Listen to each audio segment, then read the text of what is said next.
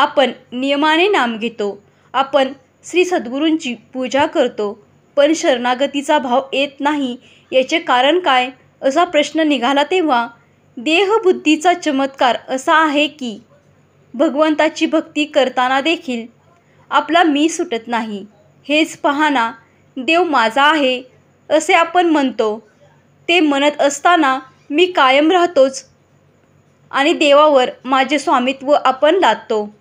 देव माझा आहे म्हणण्यात देवाने माझ्याप्रमाणे वागावे, माझ्या इच्छा पूर्ण कराव्यात असा भाव उमटतो.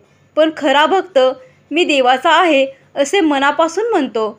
असे म्हणण्यात देवाच्या अस्तित्वात माझे अस्तित्व विलून जाते. इच्छा ठेवायला मी वेगळा उरतच नाही. हीच शरणागती. श्रीराम जय राम, जय जय राम.